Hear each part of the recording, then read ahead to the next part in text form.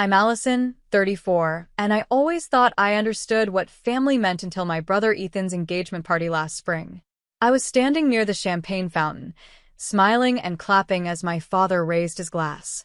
"Son, we're so proud of you," Dad announced, pulling an envelope from his jacket. "Here's the deed to the apartment. It's all yours now." My heart stopped. That apartment, the one I'd secretly contributed $30,000 toward as a family investment. My champagne glass nearly slipped from my trembling fingers as realization dawned. My own father had just given away something I'd helped pay for without even acknowledging my sacrifice. Before I dive into this story, where are you watching from? Hit that like and subscribe button if you've ever felt betrayed by someone you trusted. Trust me, what happened next will show you exactly how family dynamics can hide beneath the surface until one moment changes everything. Let me back up and paint the complete picture of my family and how we got to that devastating moment at the engagement party. I've always been the responsible one. As a financial analyst at Berkshire Financial, I've worked my way up over the past decade through discipline and hard work. Just 3 months before the engagement party, I'd received a promotion to senior analyst that came with a nice salary bump.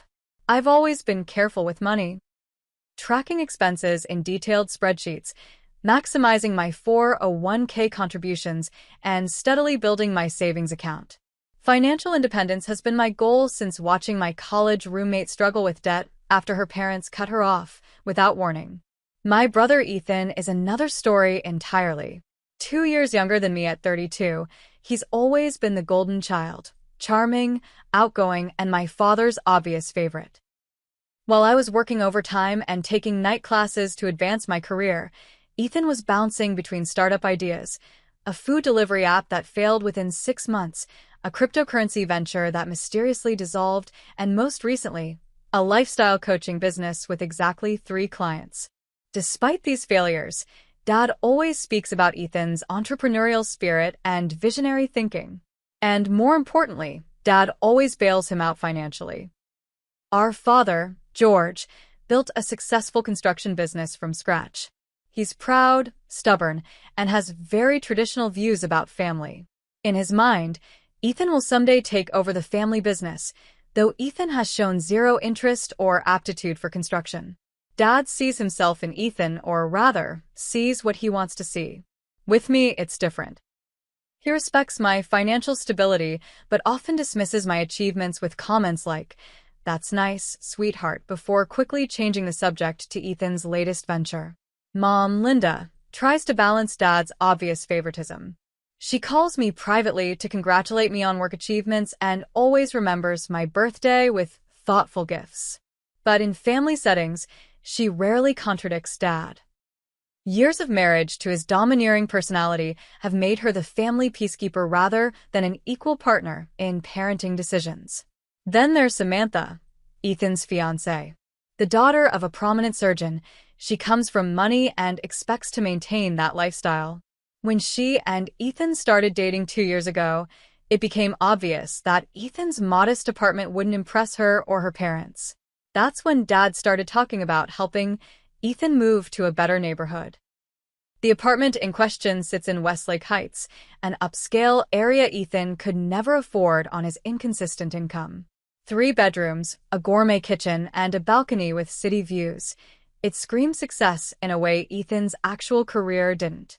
The purchase price was $480,000, well beyond Ethan's means. 8 months ago, Dad called me for coffee at our usual spot, Riverside Cafe. He seemed unusually serious as he stirred his black coffee. "Allison, I need your help with something important," he said, his voice low. "I'm putting together funds for an apartment for Ethan. It's a solid investment in a growing area. The family will own it together, but Ethan will live there for now. I'm short about $30,000, and I know you've been saving." I hesitated, thinking about the down payment I'd been accumulating for my own place. I was only about $15,000 away from my goal after years of careful saving. "Dad, that's a lot of money," I said carefully. "I've been saving for my own place." He reached across and patted my hand. "This is a family investment, Allie. Your money won't disappear. It's going into a property that will appreciate. We'll put everything in writing. Besides, you're doing so well, and Ethan needs this boost right now. Samantha's parents are already asking questions about his living situation. Against my better judgment, I agreed. I transferred $30,000 to my father the next day with the understanding that I would have partial ownership in the property. There was never any formal documentation, just my father's word, which until the engagement party, I had never had reason to doubt. Meanwhile, I continued living in my modest one-bedroom apartment in Riverdale, taking the bus to work while Ethan drove the BMW Dad had helped him lease. I told myself the sacrifice was temporary.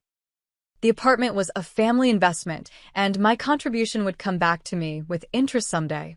In the months leading up to the engagement party, Ethan and Samantha became increasingly focused on crafting the perfect image. Ethan's social media suddenly featured business meetings at upscale restaurants. Samantha began referring to him as my successful entrepreneur in Instagram captions. The apartment became their showpiece, though Ethan rarely mentioned that Dad had financed most of it. I postponed my own home purchase plans, telling myself I was being a supportive sister. I even helped Ethan furnish the place, finding deals on quality furniture through my network. When Ethan proposed to Samantha with a diamond ring that I knew he couldn't afford, I suspected Dad had helped with that too, but I kept quiet. Family helps family, right? The week before the engagement party, I spent hours helping Mom with preparations, despite a crucial deadline at work. I stayed up until 2 a.m. finishing my project, then was up at 7 a.m. to pick up the custom cake Ethan and Samantha wanted. No one thanked me. It was expected. Allison always handles the details. Little did I know that my years of being the reliable, supportive daughter and sister were about to culminate in the most painful betrayal of my life. The engagement party was held at Bellevue Gardens, a venue so expensive I had raised my eyebrows when Ethan mentioned it. Don't worry, he'd winked. Dad's taking care of it. Of course he was. Crystal chandeliers hung from the ceiling, casting a warm glow over round tables draped in champagne-colored silk. A string quartet played softly in the corner. Floral arrangements of white roses and hydrangeas adorned every surface, Samantha's preference, which I knew cost a fortune. I'd spend the morning helping the event coordinator arrange seating cards and gift bags, ensuring everything was perfect despite running on 4 hours of sleep. Samantha's family had shown up in force. Her father, Dr. Wilson, in his custom suit, her mother dripping in diamonds, and at least 20 extended family members who all seemed to have perfect teeth and expensive watches. Our side was smaller. Some of Dad's business associates, Mom's book club friends, and a handful of cousins we only saw at major events. Ethan looked handsome in his tailored suit, his arm constantly around Samantha's waist as they accepted congratulations. I wore a blue dress I'd found on clearance and styled my hair myself, feeling somewhat out of place amid all the opulence, but happy for my brother nonetheless. The first hour passed pleasantly enough. I chatted with cousins, complimented Samantha's parents on their daughter, and kept Mom's wine glass filled as she fluttered nervously between conversations. Dad held court near the bar, telling his typical larger-than-life stories to anyone who would listen. Then came time for the speeches. Mom went first, teary-eyed and emotional, welcoming Samantha to the family. Samantha's father followed with an elegant speech about marriage and commitment that sounded partially rehearsed. Several friends offered embarrassing stories and well wishes. Finally, Dad stepped to the center of the room, champagne glass raised high. The room quieted immediately. George Taylor had a commanding presence after decades of running construction sites. When Ethan was just a boy, he began, his voice booming without a microphone, I knew he was destined for greatness. He's always had vision, always reached for the stars. I smiled politely, though my mind flashed to Ethan's third failed business and the time Dad had to pay off his credit card debt after a disastrous investment in artisanal coffee futures. My son has become the man I always knew he could be, Dad continued. A successful entrepreneur, a man respected in his field, and now, a man about to build his own family with the beautiful Samantha. The exaggerations were flowing freely now. I caught Mom's eye across the room, and she gave a small shrug as if to say, "You know your father. Ethan has worked hard to create a foundation for his future," Dad said, conveniently forgetting the foundation was largely built with his checkbook. "And today, I want to give him something to cement that foundation." Dad reached into his jacket pocket and pulled out an envelope. My curiosity piqued. Perhaps a generous check for the wedding? That would be typical. "Son, I'm proud to give you this," Dad said, his voice thick with emotion as he handed Ethan the envelope. "The deed to your apartment, officially and completely in your name. No strings, no loans to repay. It's yours, free and clear. You deserve this beautiful home to start your life with, Samantha." The room erupted in applause. Samantha squealed and threw her arms around Ethan's neck. My brother looked stunned, then broke into a wide grin as he embraced our father. I stood frozen, champagne glass halfway to my lips. The deed? In Ethan's name only? Free and clear? My $30,000 gone. Just like that. The room seemed to tilt slightly. I could hear my heartbeat in my ears as memories flashed through my mind. Dad at Riverside Cafe, assuring me this was a family investment. The bank transfer notification. The text from Dad afterward. "Thanks, Sally. This means a lot. The family always takes care of its own." I felt a cold sweat break out across my back as I tried to process what had just happened. Had Dad forgotten my contribution? No, that wasn't possible. He'd simply decided my money was a gift to Ethan, not the investment he'd promised.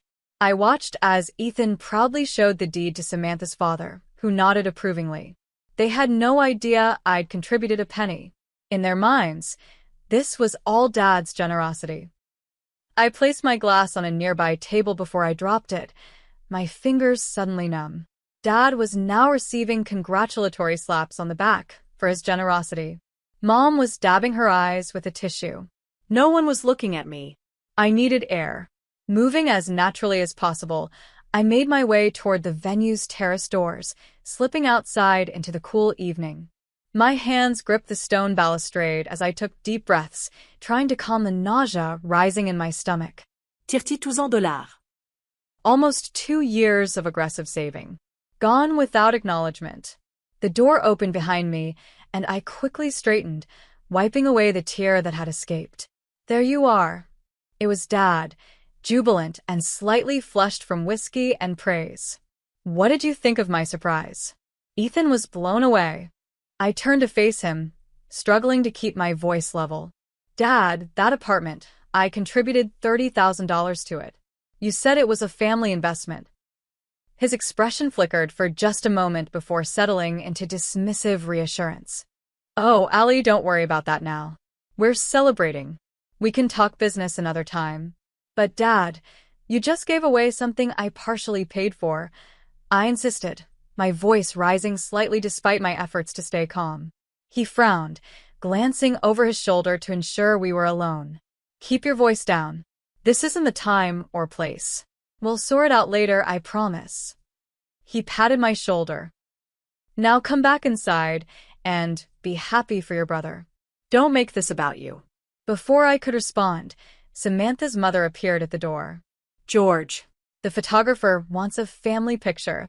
Dad gave me a warning look before plastering on a smile. "Coming, Judith." "Allison, we'll be right in." I stood alone on the terrace, the magnitude of the betrayal washing over me. This wasn't just about money, it was about value. My contributions, financial and otherwise, meant nothing compared to Ethan's happiness. I returned to the party on autopilot, smiling mechanically for photos, declining offers to dance. At 10:30, I made my excuses, claiming an early meeting the next day. "But we haven't cut the cake," Samantha protested, clearly annoyed that anyone would leave her celebration early. "I'm so sorry, I really can't stay," I said, kissing her cheek and then Ethan's. "Congratulations again." Ethan was too swept up in his good fortune to notice anything amiss. "Thanks for coming, sis. Isn't Dad the best? I never expected this." I nodded, not trusting myself to speak further, and made my escape. In my car, the facade crumbled. Tears streamed down my face as I pounded the steering wheel. All the years of being the responsible one, the reliable daughter, had earned me nothing but being taken for granted. I'd been naive to trust Dad's word without documentation, but the betrayal cut deeper than the financial loss. My own father had dismissed my contribution as if it meant nothing. I drove home in a daze, mascara streaking my cheeks, wondering how I could face my family again, and whether I even wanted to. The days following the engagement party were a blur of emotional turmoil. I called in sick to work on Monday, something I'd done only twice in my career, unable to face colleagues or spreadsheets, while my mind kept replaying Dad's cavalier dismissal of my concerns. I called Dad multiple times, each call going straight to voicemail. My texts received brief, evasive responses. Busy at the site today. Let's talk this weekend. You're making too much of this, Allie. By Wednesday, I'd returned to work, but was functioning on autopilot. My boss, Janet, noticed my distraction during our team meeting and pulled me aside afterward. Everything okay, Allison? You missed a calculation error on the Dempsey projections that isn't like you. I apologized and blamed lack of sleep, unwilling to expose my family drama at work. That evening, I finally reached Mom on the phone. Mom, did you know Dad was giving Ethan full ownership of the apartment? The one I contributed $30,000 to. A long silence followed before she sighed heavily. I found out the morning of the party, Allison. I told him he should discuss it with you first, but you know your father once he gets an idea in his head. But Mom, that was my money. He promised it was a family investment. My voice cracked with emotion. I know, sweetheart. It wasn't right. Another pause. Your father has always had a blind spot when it comes to Ethan. He sees himself in him. All the potential. All the dreams. He's terrified of Ethan failing. And what about me? I asked, tears threatening again. Does he even see me at all? Oh, Allie, Mom's voice softened. He sees you as the strong one, the one who doesn't need help. It's not fair, I know. The conversation continued as Mom revealed patterns I'd sensed, but never fully acknowledged. How Dad had paid for Ethan's entire college education while insisting I apply for scholarships and work part-time because you're so responsible. Allie, you'll appreciate it more if you earn it. How my 16th birthday present had been a used Toyota with good gas mileage while Ethan's had been a brand new Jeep because boys are harder on cars. How Dad had dismissed my straight A report cards with a cursory good job but framed Ethan's C+ English essay because the teacher had called it creative. Why didn't you ever say anything? I asked Mom, hurt that she'd seen this happening but remained silent. I tried in my way, she said quietly. But your father and it's complicated. He's a good man, Allison. He just has blind spots. And he truly believes he's doing what's best for both of you. After hanging up, I pulled out my bank statements from the past 5 years, curiosity driving me to quantify exactly how much I'd financially supported Ethan beyond the apartment money. The list grew quickly. $2,000 loan for Ethan's emergency car repair, never repaid. $1,500 for his business website design, promised to be repaid when the business took off. $800 for a suit for important investor meetings, $3,200 covering his rent when his third business failed, $750 for Samantha's birthday gift when he was temporarily short, plus countless dinners, groceries, and Uber rides I'd covered without thinking twice. The grand total, including the apartment money, exceeded $45,000, almost my entire down payment fund for my own home. I stared at the figure in disbelief. How had I allowed this to happen? Why had I never demanded repayment or even acknowledgement? The next day, I met my best friend Kara for lunch at our favorite Thai place. After listening to the whole story, she put down her fork and looked at me seriously. Allison, you need to confront your father properly. Not at a party, not over the phone. Sit him down with documentation and demand your money back. But he'll just say it was to help family, I protested. He'll make me feel selfish for asking. And that's exactly the pattern you need to break, Kara insisted. Your family has trained you to give and give without expecting anything in return. They've taken advantage of your generosity and responsibility. Deep down, I knew she was right. This wasn't just about money, it was about respect, about being valued as much as my brother. That night, I drafted an email to my father. I kept it businesslike, listing my contribution to the apartment, attaching the bank transfer receipt, and formally requesting repayment within 30 days. I outlined 3 potential repayment plans, showing the same financial acumen I applied at work. No emotional language, no accusations, just facts. My finger hovered over the send button for several minutes before I finally clicked it. A strange mix of anxiety and relief washed over me. I had taken the first step towards standing up for myself, even if it meant disrupting the family dynamic that had been established for decades. The response came within an hour. We'll discuss this Sunday at dinner. 5 p.m. Mom's making pot roast. The battle lines were drawn. Sunday dinner would either begin my financial recovery or permanently damage my relationship with my family. Neither option felt particularly appealing, but doing nothing was no longer an option. Sunday dinner at my parents' house had been a monthly tradition since I moved out after college. Usually, it was a relatively pleasant affair with Mom's cooking, Dad's stories about work, and general catching up. This Sunday felt different from the moment I pulled into the driveway. Dad's truck and Mom's sedan were parked in their usual spots, but Ethan's BMW was there too, along with Samantha's white Mercedes SUV. My stomach tightened. I hadn't expected them to be here, though in retrospect, I should have known Dad would want allies. I'd come prepared.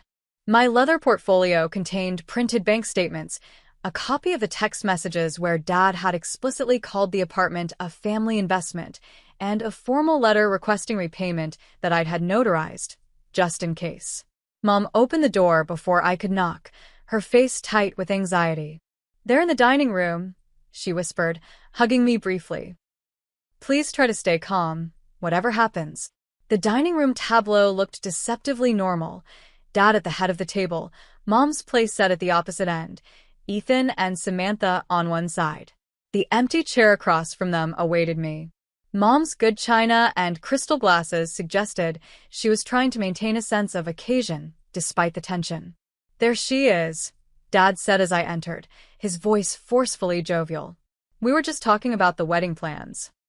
Samantha nodded coolly, her engagement ring catching the light as she reached for her water glass. Ethan gave me an uncertain smile that didn't reach his eyes. I took my seat, placing my portfolio beside my plate. "I thought we were discussing the apartment situation," I said quietly but firmly. Dad's smile tightened. "We'll get to that. Family dinner comes first. Your mother worked hard on this meal." Mom appeared with the pot roast, and for the next 20 minutes, we engaged in the most strained meal of my life. Samantha discussed wedding venues while I pushed food around my plate.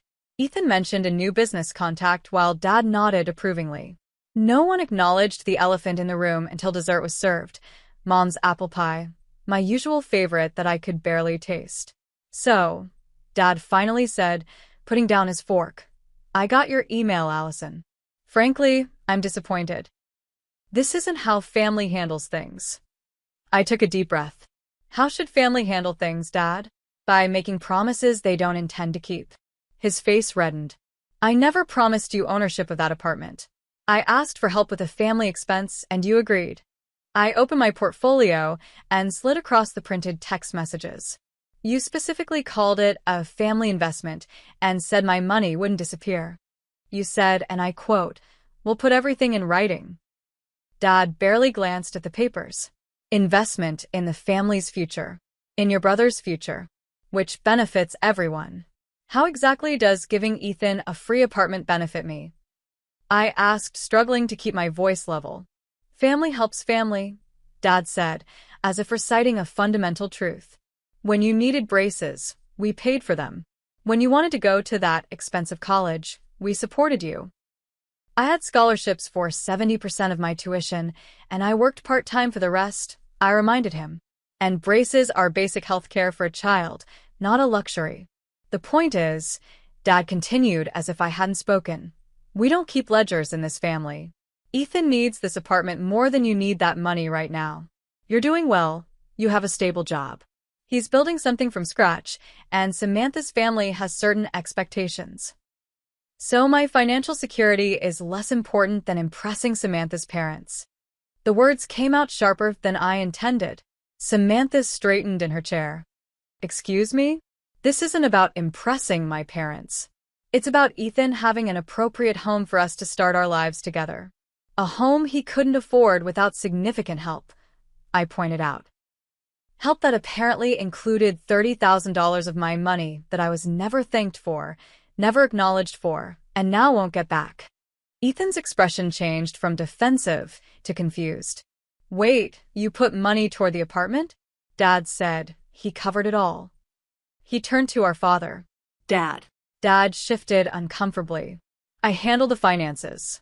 The details aren't important. They are to me, I insisted, then addressed Ethan directly. Dad asked me for help with the down payment.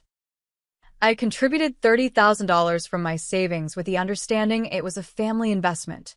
Then, at your engagement party, he gave you the deed with no mention of my contribution. Ethan looked genuinely shocked. Allie, I had no idea. I swear.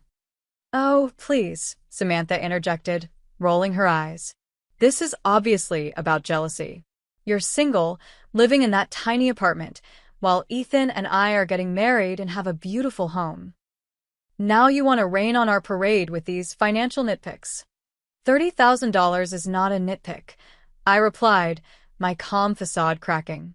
It's a significant amount of money that I saved for years to accumulate. Money comes and goes, Dad dismissed. Family is forever. I've helped Ethan because he's needed it. I'd do the same for you, Allison, if you needed it. But that's just it. I do need it. I've been saving for my own place for years, and this has set me back significantly. You're doing fine, Dad insisted. You've always been the responsible one, the self-sufficient one. That's why I know you'll understand that sometimes we need to make sacrifices for those who struggle more. A horrible realization dawned on me. You've been helping Ethan with other expenses too, haven't you? Beyond the apartment. The uncomfortable silence that followed was answer enough. How much, Dad? How much have you given him over the years? Dad's jaw tightened. That's between Ethan and me. Mom, who had been silent throughout the exchange, finally spoke up. George, Allison deserves to know. This isn't right. Dad shot her a warning look, but she held her ground. No, George. I've stayed quiet too long. Tell her. After a tense moment, Dad sighed heavily. I've helped Ethan with some business expenses. Startup costs. A few bills when things were tight. And the engagement ring? I pressed, remembering my suspicions. Another uncomfortable silence. Dad paid for half, Ethan admitted quietly, not meeting Samantha's eyes. Apparently, this was news to her too, judging by her expression. And his credit card debt?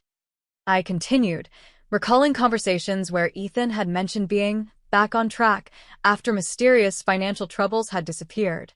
That was a one-time situation, Dad defended. He'd made some investments that didn't pan out. The pieces were falling into place. Dad's constant financial bailouts, Ethan's lack of real consequences for his poor decisions, the image of success that had no foundation in reality. You've been enabling him, I said, the words hanging heavy in the air. All these years, you've cushioned every fall, paid for every mistake, while telling me to be responsible and self-sufficient. That's enough, Allison. Dad's voice rose. You've always been selfish, always counting pennies instead of supporting your brother. Family helps family, period. The accusation hit like a physical blow. After everything I'd done, everything I'd contributed, to be called selfish was the final straw. Selfish. I repeated, my voice breaking. I've given Ethan over $45,000 in the past 5 years between the apartment money and other loans that were never repaid. I've put my own goals on hold repeatedly to help him. How dare you call me selfish? 45,000. Ethan echoed, looking pale. That can't be right. I pulled out the itemized list I'd compiled and slid it across to him. Every penny documented, with dates. Ask me about any item on that list, and I can tell you exactly what it was for. Ethan scanned the list, recognition dawning on his face with each line. Ali, I didn't realize it added up to so much. I always meant to pay you back when things turned around. Well, things never seem to turn around because Dad keeps swooping in to save you from any real consequences, I said, the accumulated frustration of years pouring out. You've never had to learn from your mistakes because they've never cost you anything. That's not fair, Samantha interjected. Ethan works incredibly hard. At what? I challenged. His lifestyle coaching business has 3 clients. Before that, it was the crypto venture that mysteriously failed. Before that, the food delivery app that never delivered actual food. What exactly is he working hard at, besides spending Dad's money and apparently mine? I will not sit here and be insulted, Samantha declared, throwing her napkin on the table. Ethan, we're leaving. Ethan hesitated, looking between his fiancée and me with genuine conflict on his face. Samantha, wait. I think Ali has some valid points. So you're taking her side? Samantha's voice rose incredulously. It's not about sides, Ethan said, showing an unexpected backbone. It's about the truth. I didn't know about the apartment money. I should have. Dad slammed his hand on the table, making the dishes jump. The apartment is yours, Ethan. End of discussion. If Allison wants to make a federal case out of helping her own brother, that's her choice. But she needs to decide what's more important, money or family. The ultimatum hung in the air. In Dad's mind, I could either drop the issue and maintain family harmony or pursue my money and be branded as greedy and divisive. That's not a fair choice, I said, gathering my documents and standing up. And the fact that you're framing it that way shows exactly what's wrong here. My contributions, financial and otherwise, have never been valued the way Ethan's potential is valued. I'm expected to give without acknowledgement, without thanks, and without repayment, while he receives without appreciation, without responsibility, and without consequences. Tears were streaming down my face now, years of suppressed hurt breaking through. I'm done being the family ATM and receiving nothing but judgment in return. I turned to leave, but Mom caught my arm. Allison, please don't go like this. I'm sorry, Mom, I said, gently removing her hand. I need some time. As I walked toward the front door, I heard quick footsteps behind me. It was Ethan, his expression troubled. Ali, wait, he said, catching up to me on the porch. I had no idea about any of this. The apartment, the money, Dad handled everything. He told me he was taking care of it. For the first time, I saw genuine regret in my brother's eyes.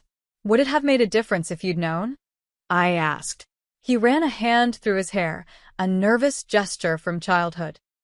I'd like to think so. I never meant to take advantage of you, Ali.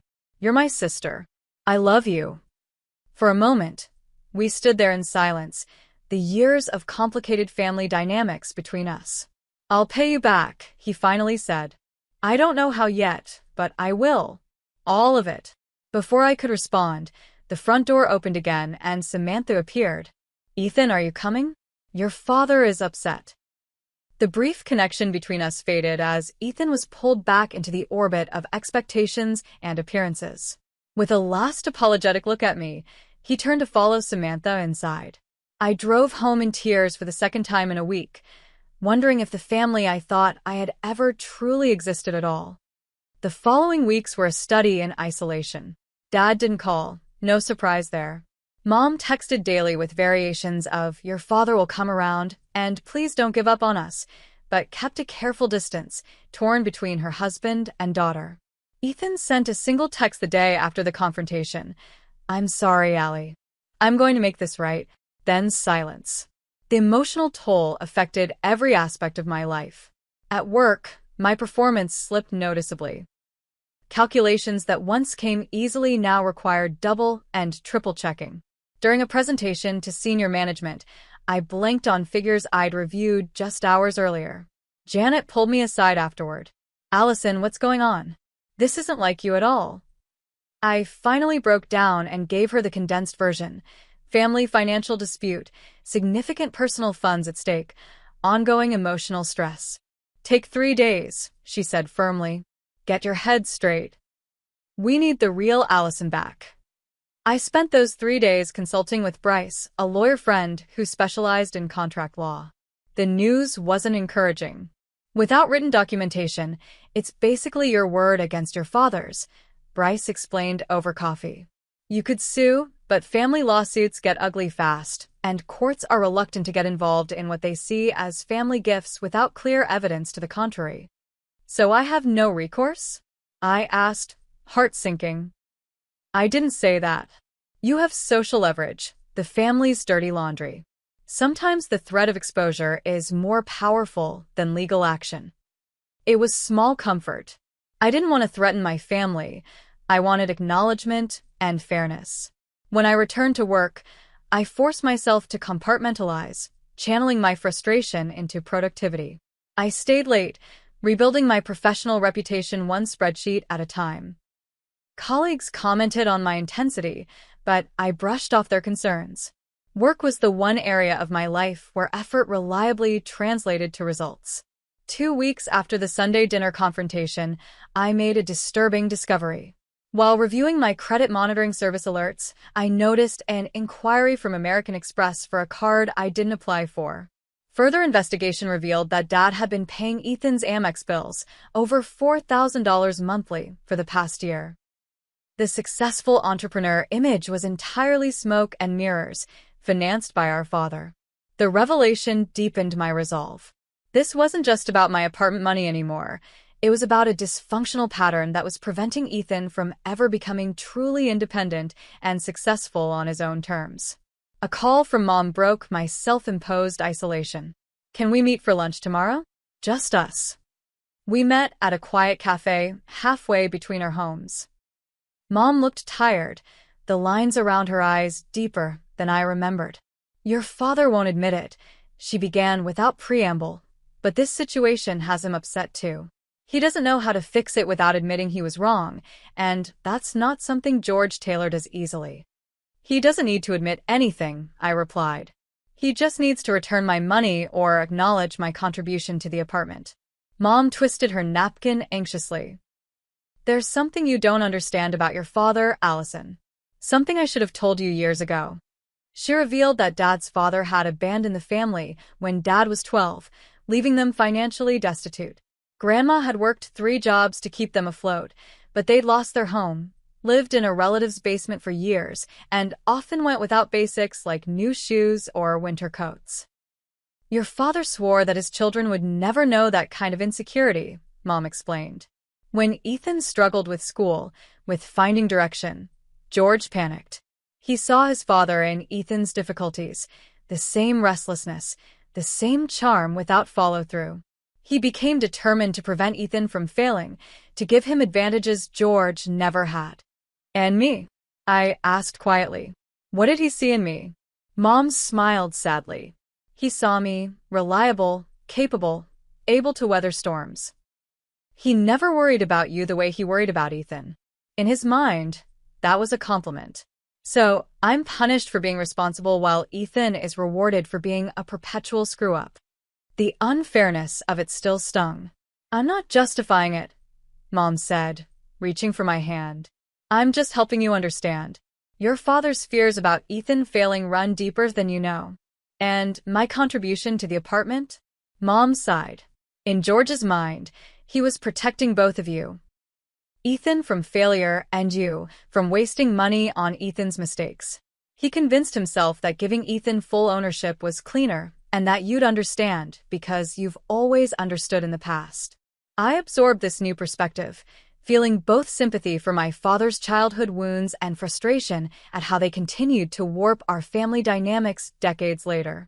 I love you both, Mom continued. But this pattern isn't healthy. For anyone. Not for you, being taken for granted. Not for Ethan, never learning independence. Not for your father, constantly feeding his fear rather than facing it. The conversation with Mom shifted something in my understanding. My anger remained, but now was directed more at the dysfunctional pattern than at the individuals caught in it. The following evening, Kara came over with wine and takeout. As we sat on my small balcony, she listened to my latest revelations. "You know what you need to do," she said finally. "Stop trying to fix the money problem and address the real issue. Which is, your family needs an intervention. All the financial shuffling is just a symptom of deeper issues. Your dad's childhood trauma, your brother's dependency, your enabling through silence, it's all connected." I considered her words as I sipped my wine. "You think I should just write off the $30,000? No," Kara said firmly. "I think you should make getting that money back contingent on the family acknowledging and addressing the real problems. Otherwise, even if you get your money, nothing will actually change." That night, I researched family therapists and financial counselors, creating a comprehensive plan. If my family was going to heal, we needed professional help breaking patterns established over decades. Meanwhile, Ethan's calls began coming in daily, but I let them go to voicemail, not ready to engage without a clear strategy. His messages became increasingly apologetic and self-aware. "Ali, I've been thinking about everything you said. You were right. I've been living in a bubble, and it's time I took responsibility." Finally, after his 7th call, I answered. "Ethan, I'm not ready to just move on from this." "I know," he said quickly. "I don't expect that. I just want you to know I'm going to pay you back. Somehow." "The money is only part of the problem," I told him. "The real issue is the pattern we're all stuck in." A pause. "I've been thinking about that too. A lot, actually. Samantha and I were having some tough conversations. About reality. About who I really am versus who our parents think I am. About finances." His voice lowered. "She's talking about postponing the wedding until I'm more established. On my own terms." It was the first sign that the confrontation had sparked genuine reflection in my brother. "I know 30 grand is a lot," he continued. "But I promise someday isn't good enough, Ethan," I interrupted. "I need a concrete plan." "I know," he sighed. "I'm working on it. Just don't give up on me yet, okay?" After hanging up, I finalized my strategy. This wasn't about choosing between money and family, as Dad had framed it. It was about redefining what our family could be. One based on honesty, mutual respect, and genuine support rather than fear and appearances. I spent the evening researching family therapists who specialized in financial conflicts and generational patterns. I found one who offered initial consultations over video chat and scheduled an appointment for myself, not yet ready to involve the others, but wanting professional guidance on how to approach them. The time for indirect approaches and quiet acceptance was over. The family needed a complete reset, and I was prepared to be the catalyst, whatever the cost. A week later, I sent a formal email to my parents, Ethan and Samantha. "I'm requesting a family meeting this Saturday at 2 p.m. at Mom and Dad's house. This is not negotiable. I have important information to share that affects all of us. Please confirm your attendance." To my surprise, everyone agreed, without protest. Perhaps they sensed the determination in my tone, or maybe they were all as tired of the tension as I was. I arrived 15 minutes early, setting up my laptop and a small projector I'd borrowed from work in the living room. I had created a detailed PowerPoint presentation, complete with graphs, timelines, and financial projections, approaching the family problem with the same analytical rigor I applied to work projects. Mom greeted me with a nervous hug. "What's all this, Allison?" "Just some visual aids for our discussion," I replied, testing the projector. Dad entered, eyeing the setup warily, but saying nothing. He took his usual armchair, arms crossed defensively. Mom perched on the edge of the sofa, hands clasped tightly in her lap. Ethan and Samantha arrived last. He looked tired, with shadows under his eyes suggesting sleepless nights. Samantha's normally perfect appearance showed signs of strain, her hair pulled back carelessly, her expression tight. Once everyone was seated, I took a deep breath and began. "Thank you all for coming. I've spent the past few weeks doing some research that I think we all need to see." I clicked to the first slide, Taylor Family Financial Flows, 2018 to 2023.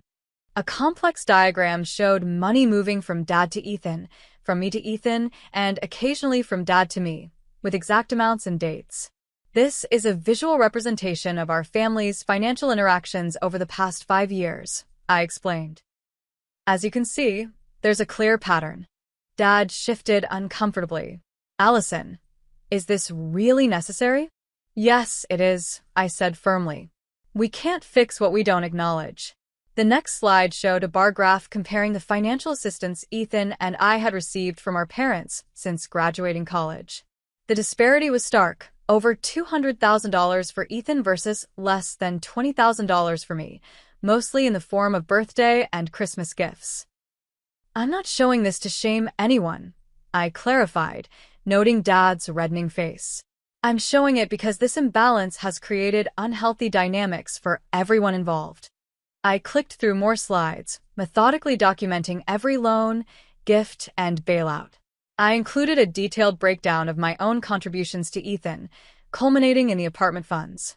As you can see, my total financial support to Ethan comes to $47,326.42 over 5 years. The apartment contribution represents the largest single amount at $30,000. Ethan stared at the floor, unable to meet anyone's eyes. Samantha sat rigid beside him, her expression unreadable. But the money itself isn't actually the root problem, I continued, moving to a new section titled Impact Analysis. Here, I'd created a cause and effect flowchart showing how the constant financial bailouts had created a cycle of dependency for Ethan, anxiety for Dad, resentment for me, and enabling behavior from all of us. This pattern has prevented Ethan from experiencing natural consequences and learning from them. It's kept Dad trapped in a cycle of fear about Ethan's success. It's taught me that my contributions, financial and otherwise, are expected but not valued. And it's created a false reality that can't be sustained. Dad finally erupted. This is ridiculous. Turning family into some kind of corporate analysis. You've always been cold with your spreadsheets and calculations, Allison, but this takes it too far. George, Mom interjected quietly. Let her finish. I remained calm, having anticipated this reaction. Dad, I understand this is uncomfortable, but sometimes we need to see patterns objectively before we can change them. I continued to my proposed solutions slide, which included 1. Formal acknowledgement of my contribution to the apartment. 2. A structured repayment plan for the $30,000. 3. Financial counseling for Ethan. 4. Family therapy to address underlying patterns. 5. Full financial transparency going forward. These aren't punishments, I emphasized. They're steps toward healthier relationships for all of us.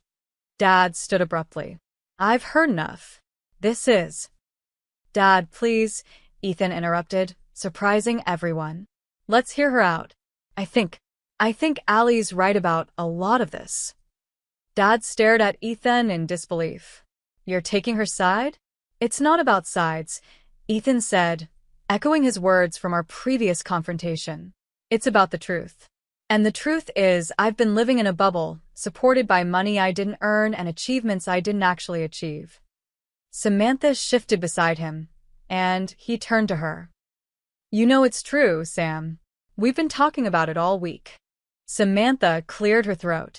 Mr. and Mrs. Taylor, Ethan and I have been having some difficult conversations lately. About our future. She twisted her engagement ring nervously.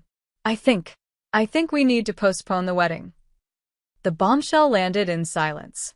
Dad sank back into his chair, visibly shocked. What are you talking about? He finally managed. I love Ethan, Samantha continued, but I've realized I fell in love with a version of him that isn't entirely real. The successful entrepreneur, the independent businessman, that's not where he actually is right now. And I need him to become that person for real, not just on paper, before we get married. Ethan reached for her hand. It's the right decision, Dad. I need to stand on my own 2 feet, really stand, not just pretend while you prop me up financially. Dad's face had gone from red to alarmingly pale. He tugged at his collar, his breathing becoming labored. George. Mom was beside him instantly. George, what's wrong? Nothing, he gasped. Just need a minute. But the grimace of pain on his face told a different story. Within moments, it became clear this was more than stress or anger. Call 911. Mom shouted, and Samantha was already dialing, her voice steady as she reported possible heart attack symptoms. The family presentation I'd so carefully planned dissolved into chaos. Dad was loaded into an ambulance while Mom rode with him, leaving Ethan, Samantha, and me standing in the driveway, the family's financial secrets temporarily eclipsed by more immediate concerns. "This is my fault," I whispered, watching the ambulance disappear down the street. "I pushed too hard." "No," Ethan said firmly, putting an arm around my shoulders. "If anyone's to blame, it's me. I've been the center of all this drama, the reason for all this stress." We followed in my car to Providence Hospital, where Dad was immediately taken to the cardiac unit. Hours of tense waiting followed, with minimal updates from overworked nurses. Mom emerged occasionally with red-rimmed eyes, but little information. Finally, around 8 p.m., a doctor approached our huddled group in the waiting room. "Mrs. Taylor, your husband is stable." It wasn't a heart attack, but rather a severe anxiety episode that mimicked cardiac symptoms. "We're keeping him overnight for observation and running some additional tests, but he should be able to go home tomorrow." The collective relief was palpable. Mom went back to sit with Dad while Ethan, Samantha, and I retreated to the hospital cafeteria for much-needed coffee. "I never meant for this to happen," I said, staring into my styrofoam cup. "I just wanted everyone to see the truth." "The truth can be painful," Ethan acknowledged, "but necessary." We sat in silence for a moment before Ethan spoke again. "There's something else you should know, Allie. About the apartment." I looked up, questioning. "The deed, it hasn't actually been transferred yet." Dad gave me the envelope at the engagement party, but inside was just a letter saying the deed would be transferred after the wedding. Some kind of tax timing thing. This revelation hit me like a physical shock. "So, technically, the apartment isn't in your name yet?" No. "It's still in Dad's name. He just made the announcement for effect." The irony was almost too much. All this conflict over a deed that hadn't even changed hands. When we were allowed to see Dad later that evening, he looked diminished in the hospital bed, monitoring wires attached to his chest, his usual commanding presence subdued by a hospital gown and the humbling environment. "Dad," I began tentatively, "I'm so sorry about today. I never meant to cause this." He waved away my apology with a weak hand. "Not your fault, Allie. Doctor says I've been ignoring stress symptoms for months. This was coming one way or another." He gestured for me to come closer, his voice lowered. "Your presentation, it was eye-opening. Painful, but eye-opening." I blinked in surprise. "Really? I've spent my life trying to be different from my father," he continued. "He abandoned us, left us with nothing. I swore I'd always be there for my kids, always make sure they had what they needed." His eyes filled with tears, something I'd never seen before. But I think I've been so focused on not repeating his mistakes that I made completely different ones. I've enabled Ethan instead of empowering him. And I've taken you for granted because you reminded me of your mother, strong, capable, never needing to be rescued. Mom, who had been sitting quietly by his bedside, reached over to squeeze his hand. "We both made mistakes, George." Dad looked at me directly. "The apartment, you're right about your contribution. It wasn't fair to cut you out. And the truth is..." He hesitated, glancing at Mom, who nodded encouragingly. "The truth is, the construction business has been struggling for the past year. I gave away money I couldn't really afford to give." The final piece of the puzzle clicked into place. Dad's excessive generosity toward Ethan wasn't just about favoritism or childhood trauma. It was a facade, an attempt to maintain the image of the successful patriarch even as his own business faltered. "Why didn't you tell us?" I asked. "Pride," he admitted simply. "I couldn't bear for either of you to see me fail." In that moment, the family mythology we'd all been living within began to crumble. My father wasn't the infallible provider he'd pretended to be. Ethan wasn't the successful entrepreneur he'd been portrayed as. And I wasn't the cold, calculating daughter I'd been labeled as for questioning the narrative. We were just people, flawed, frightened, and finally facing the truth. 2 weeks after Dad's health scare, we gathered for our first official family therapy session. Dr. Moira Fleming, a specialist in family systems and financial conflicts, had agreed to take us on after I'd explained our situation. Her office was neutral territory. No one had the home court advantage that had often influenced our previous discussions. Dad had been reluctant initially, but Mom had put her foot down in a way I'd rarely seen before. This isn't optional, George. Not if you want to heal this family and your health. We sat in a semicircle facing Dr. Fleming, Dad and Mom on one end, Ethan in the middle, and me on the other end.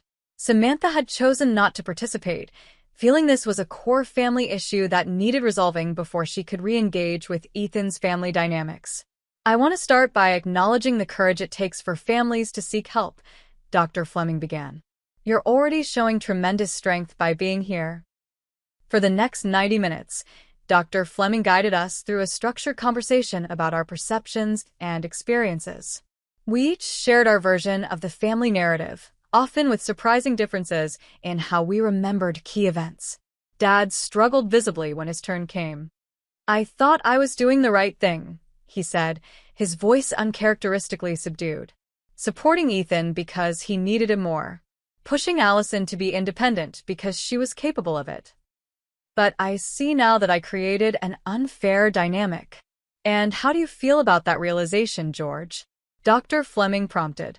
Dad looked at me, his eyes damp, ashamed, and sad that it took Allison reaching her breaking point, and my health crisis, for me to see it. We established concrete goals for our therapy. Addressing the apartment situation, creating healthier financial boundaries, improving communication, and processing the emotional patterns that had defined our relationships for decades. As we left that first session, Dad pulled me aside in the parking lot. I want you to know, I've instructed my lawyer to add your name to the apartment deed, reflecting your contribution. It's the right thing to do. The acknowledgement meant more than the money ever could, though I appreciated both. Thank you, Dad. After 3 more weekly sessions, Ethan made a surprising announcement. I've decided to sell the apartment. What? Dad looked genuinely shocked. But we just sorted out the ownership issue. That's exactly why, Ethan explained. Now that it's properly acknowledged as partly Allison's, the right thing to do is sell it, pay her back her investment plus interest, and use whatever's left as a proper down payment on a place Samantha and I can truly afford on our own. I stared at my brother, barely recognizing this new, responsible version of him. Ethan, are you sure? That's a beautiful apartment. It's a beautiful apartment I didn't earn, he replied simply. And living there would be a constant reminder of the old patterns we're trying to break. Dad started to protest but caught himself. This was the old pattern. Dad trying to solve problems for Ethan, trying to preserve the image he'd created rather than allowing Ethan to make his own choices and learn from them. If that's what you want, son, he said finally. It's your decision. And Allison's, since she's part owner now. I nodded my agreement. I think it's a good decision, Ethan. The apartment went on the market the following week. Meanwhile, other changes were unfolding. Ethan had taken a job at a friend's marketing firm. An entry-level position with a modest but steady salary. It was the first conventional job he'd held since college, and though it lacked the glamour of entrepreneur, it came with something more valuable, legitimate income and the opportunity to learn a business from the ground up rather than attempting to launch one with no experience.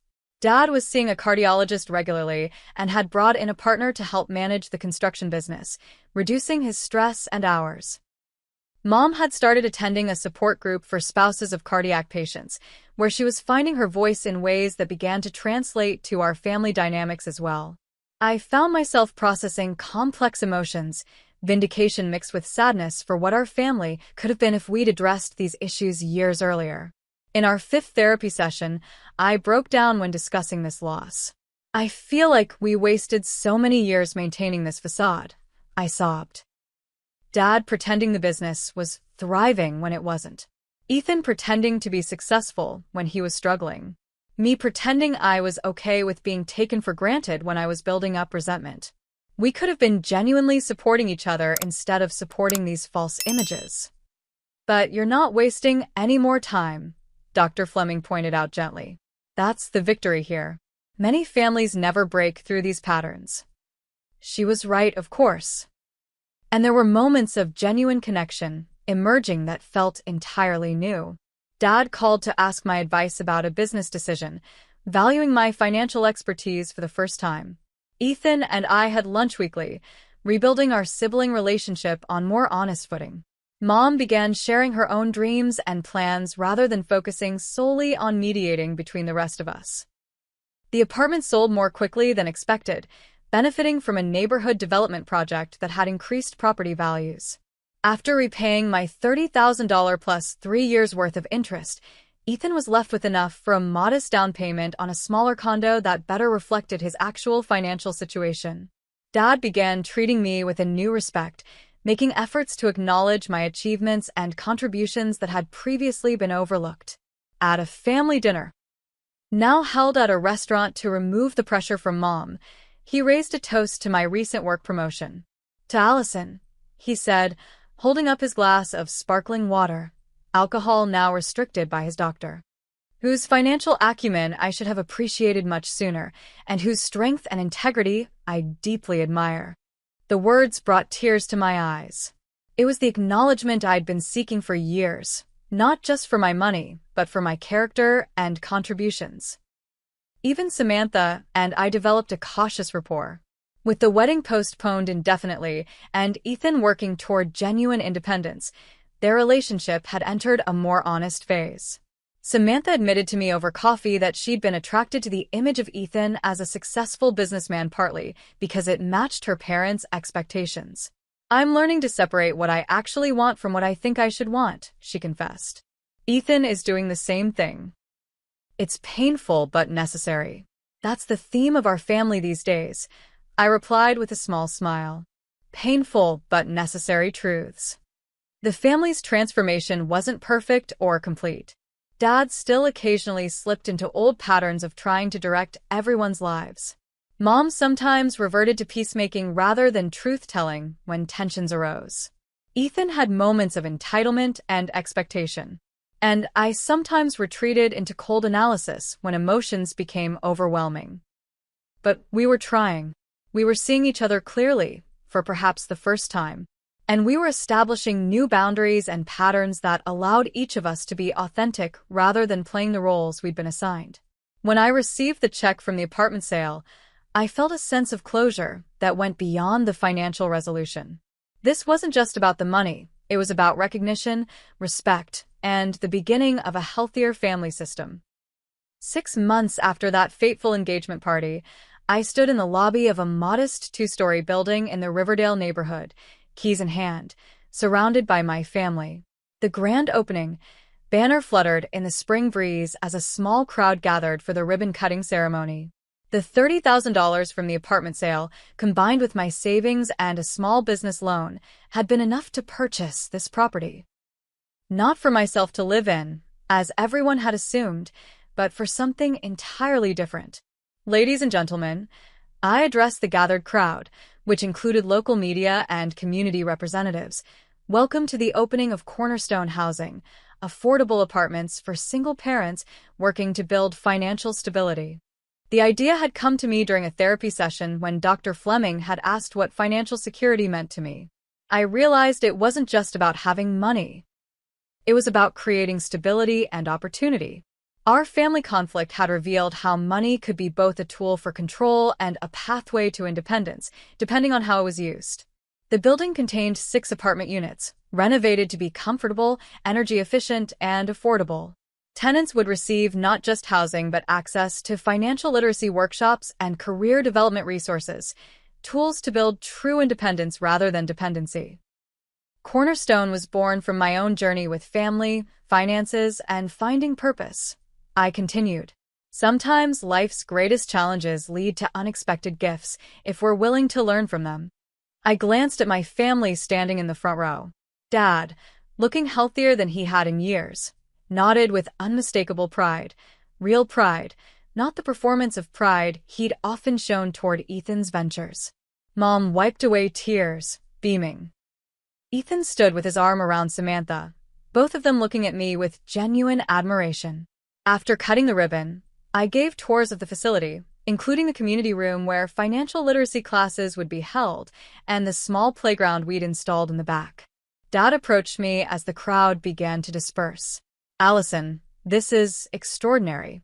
You've created something meaningful out of what started as a family conflict. I'm so proud of you." Those words, "I'm proud of you," spoken with authentic emotion rather than obligatory acknowledgement, meant everything. "I had good teachers," I replied. "Even the painful lessons taught me something valuable." The most surprising development had been Ethan's involvement in the project. Once the apartment sold and he'd repaid my investment, he'd approached me with an unexpected offer. "I want to help with your housing project," he'd said. "I'm not much use with finances, but I do know design and marketing. Let me contribute that way." And he had. Ethan had created beautiful brochures highlighting the program, designed the website, and used his networking skills to secure donations of furniture and appliances from local businesses. It was the first time we'd truly collaborated as equals, each contributing our strengths without competition or resentment. Dad had contributed too, offering construction expertise when we encountered structural issues during renovation. Mom had organized a volunteer day to paint and decorate the community room. Even Samantha had helped, using her connections to arrange media coverage of the opening. As I handed keys to Tracy, a single mother of two, and our first tenant, the symbolism wasn't lost on me. Keys represented access, opportunity, and independence, everything I'd fought for in my confrontation with my family. "This apartment is beautiful," Tracy said, her eyes wide as she explored the sunny two-bedroom unit. "I never thought I'd be able to afford a safe place like this in a good school district." "That's exactly why Cornerstone exists," I told her. "Everyone deserves a foundation to build from." Later, as we celebrated with a small reception in the community room, I found myself standing slightly apart, watching my family interact with the tenants and community partners. Dad was explaining the energy-efficient windows to a local council member. Mom was helping a tenant's child with a plate of cookies. Ethan was enthusiastically describing the financial literacy program to a reporter. They weren't perfect. None of us were, but they were authentic now in a way they hadn't been before. The facade had crumbled, revealing flawed but genuine people trying their best to grow and connect. Samantha approached, handing me a glass of sparkling cider. "This is really amazing, Allison. You've created something truly special." "Thanks," I replied. "It's not what I originally planned to do with that money, but I think it's better." She nodded thoughtfully. "Ethan and I are learning that sometimes the unexpected path is the right one. We're talking about scaling back our wedding plans significantly, something small and meaningful instead of showy." "That sounds perfect," I said and meant it. The journey from that devastating moment at the engagement party to this day of celebration had been neither straight nor easy. There had been painful therapy sessions where decades-old wounds were reopened. There had been setbacks when old patterns briefly reasserted themselves. There had been moments when I wondered if healing was truly possible. But standing in this building that represented both my financial independence and my commitment to helping others achieve theirs, I felt a sense of peace I hadn't known was possible. The betrayal that had initially felt like the end of my world had instead become the catalyst for transformation, not just for me, but for my entire family. As the sun began to set, casting golden light through the windows of the community room, Dad clinked his glass for attention. "I'd like to propose a toast," he said, his voice steady but emotional. "To Allison, who had the courage to speak truth even when it was difficult, the wisdom to channel pain into purpose, and the compassion to create opportunity for others. You've taught this old man that true family strength comes not from maintaining appearances, but from facing reality together." We raised our glasses as I blinked back tears. The journey wasn't over. Real growth never is, but we had found our way to a new beginning, one built on truth rather than illusion. What's your story of family financial conflict? Have you ever experienced a betrayal that ultimately led to positive change? I'd love to hear your experiences in the comments below. Remember to like, subscribe, and share if this story resonated with you. Sometimes the most painful moments in our lives become the doorways to our greatest growth. Thank you for being part of this journey, and I hope my story brings perspective or comfort to anyone facing similar challenges with their own family.